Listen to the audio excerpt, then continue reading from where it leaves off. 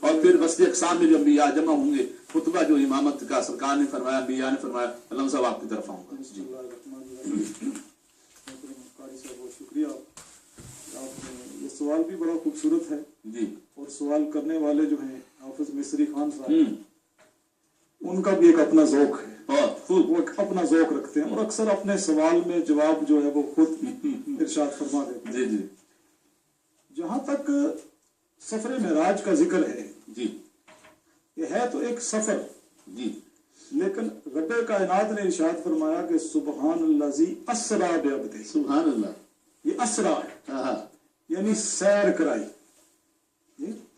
اور جو سفر، عام سفر اور سیر والے سفر میں ایک فرق ہوتا ہے. اسرا، واہ واہ.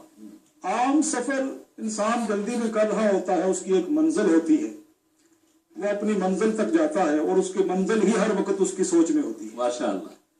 لیکن یہاں پر رب کائنات نے جہاں پر یہ دلائل دیے کہ یہ معجزہ عطا کرنے والا میں ہوں، یعنی ابو جہل نے یہ سوال کیا کہ سرکار گئے، لیکن رب تعالیٰ نے تو پہلے ہی ارشاد فرما دیا کہ سبحان الذی اسریٰ بعبدہ، کہ یہ سیر کرائی گئی، کرانے والا رب تعالیٰ ہے.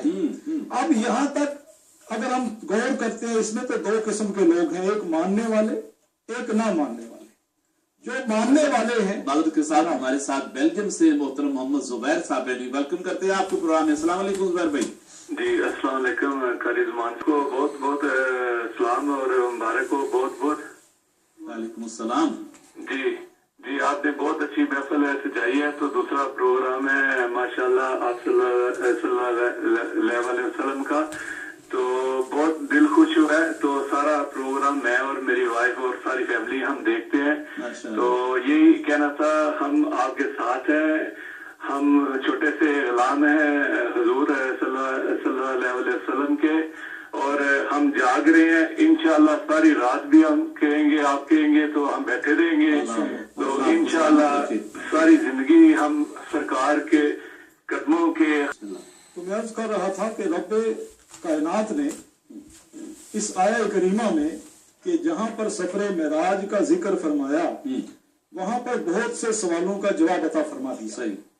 جو ماننے والے ہیں ان کے لیے تو بڑا کلیئر میسج ہے کہ پاک ہے وہ ذات کہ جو یہ سیر کرانے والی. تو معاملہ ختم ہو گیا، یعنی ان کے لیے تو یہاں پر معاملہ ختم ہو گیا، تمام اعتراضات ختم ہو گئے، اعتراضات ختم ہو خدا گئے. اعلان کر رہا ہے. جی. اور پھر وہ ماننے والے جو ہیں، جب ان میں صدیق اکبر جیسے اصحاب اقبار ہوں، جو صدیق اکبر ہیں، یعنی یہ بھی دیکھیں نا کہ جس کو سیر کرائی جا رہی ہے وہ انبیاء کا سردار ہے، سبحان.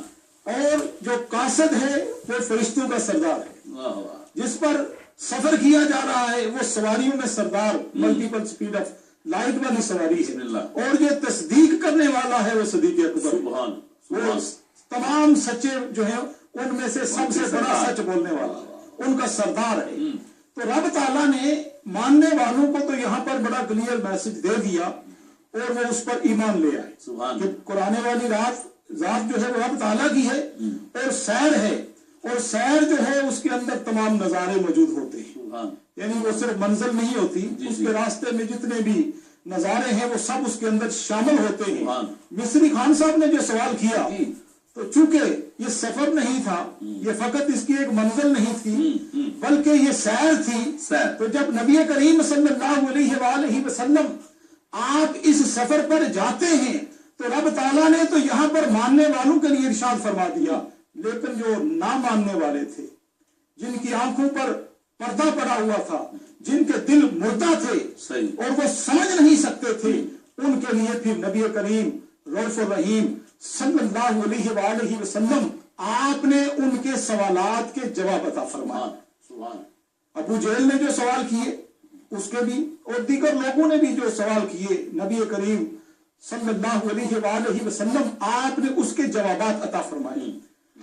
اور مسجد اقصیٰ کے بارے میں پوچھا، جب اس کے بارے میں پوچھا کہ آپ نے اگر سیر کی ہے تو اس مسجد کو آپ نے دیکھا ہوگا، اور وہ سوال کرنے والا ابو جہل جو تھا وہ جانتا تھا کہ اس سے پہلے وہ उन्होंने ये सफर नहीं किया, उन्होंने वहां पर उस मस्जिद को देखा हुआ नहीं है और मसाफत भी काफी थी, सुभान, तो उसके जो दरवाजे थे, उसका जो मस्जिद का नक्शा था, अब उसके बारे में सवाल किया तो नबी करीम रऊफुर रहीम सल्लल्लाहु अलैहि वसल्लम, सुभान, आपको तो रब ताला ने सैर कराई थी, वो आप फरमाते हैं कि वो मस्जिद अक्सा जो है वो रब ताला ने हजर अस्वद के करीब था कि जब ये सवाल किया गया तो उस मस्जिद को मेरे सामने पेश कर दिया गया। वो जो सवाल करते जाते नबी करीम रऊफुर रहीम सल्लल्लाहु अलैहि वसल्लम आप उस मस्जिद के बारे में आगाह फरमाते चले जाते। लेकिन वो ना मानने वाले लोग थे, इसको भी कोई जादू कह देता, किसी ना किसी हीले के साथ, बहाने के साथ वो इनकार कर देते।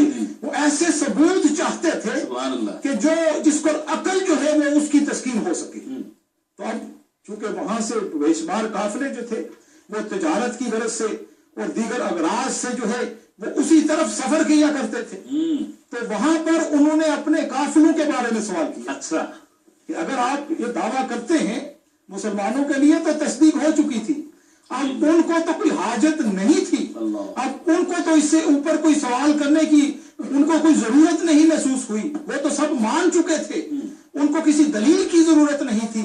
लेकिन ये कुफारे मक्का, ये मुशरिकीन मक्का जो थे, जब उन्होंने अपने काफिरों के बारे में पूछा तो नबी करीम रऊफुर रहीम सल्लल्लाहु अलैहि वसल्लम जहां पर आपने मस्जिद अक्सा के बारे में बताया, वहां पर उनके जो काफिले थे, 3 काफिलों की जो है वो बड़ी तफसील मिल जाती है। 3 काफिलों का आप सल्लल्लाहु अलैहि वसल्लम ने बड़ी तफसील के साथ जिक्र फरमाया कि मैंने पहला काफिला जो है वो फला मकाम पर जो है मकाम रोहा पर जो है वो देखा, दूसरा जी फजा के मकाम पर देखा, और फिर तीसरे काफिले का भी जिक्र फरमाया और साथ में कुछ वाकयात जिक्र फरमाए कि जब वो काफिले वाले आए तो उनसे ये वाकयात पूछ लेना, और अगर ये बात सच साबित हो जाए तो फिर इस पर ईमान ले आना, मान लेना। यानी वाकयात भी कहीं पर किसी प्याले का जिक्र कर दिया, कहीं पर किसी सवार का जिक्र कर दिया, किसी के बैठने के अंदाज का जिक्र कर दिया, यानी बहुत सी बातें हैं।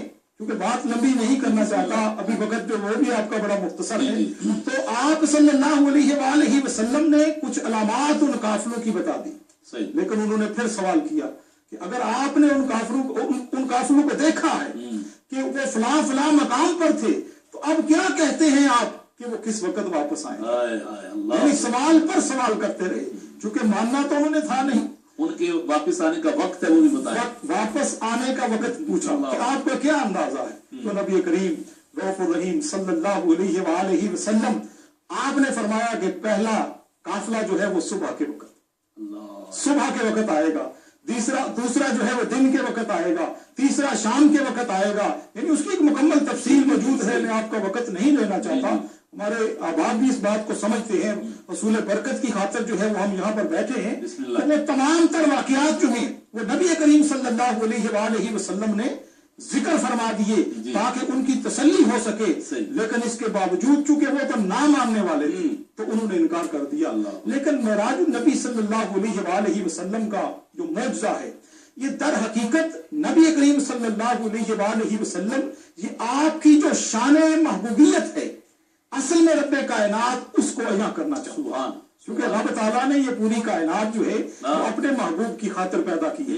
आला हज़रत ने भी फरमाया कि ज़मीन और ज़मा तुम्हारे लिए, मकीनो मकाम तुम्हारे लिए, बने दो जहां तुम्हारे लिए।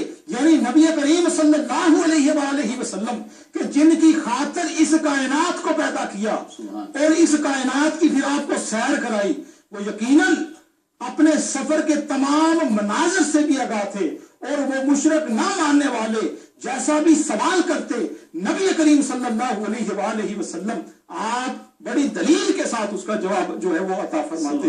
तो ये एक शान वाला सफर है और ऐसा सफर है कि जिसकी मिसाल नहीं मिलती। इसके अंदर ऐसे ऐसे उकदे हैं कि अगर हम इस सफर के अंदर अगर हम रोताजन होते हैं तो बहुत से मसाइल हैं कि जो आज के भी हैं और आइंदा आने वाले वक्तों में भी जो है उसका हल हमें मिल जाता है। बहुत शुक्रिया शाह जी, बहुत खूबसूरत आपने गुफ्तगू फरमाई।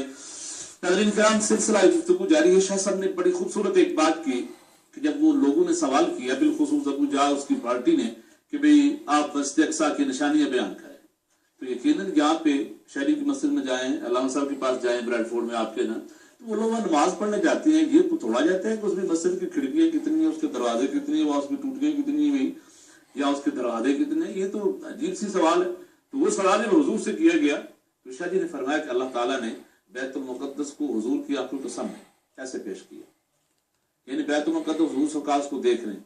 यहाँ पे एक सवाल होता है जो कि अल्लाह साहब उसकी तरफ इंशाअल्लाह इशारा भी करेंगे कि हम जो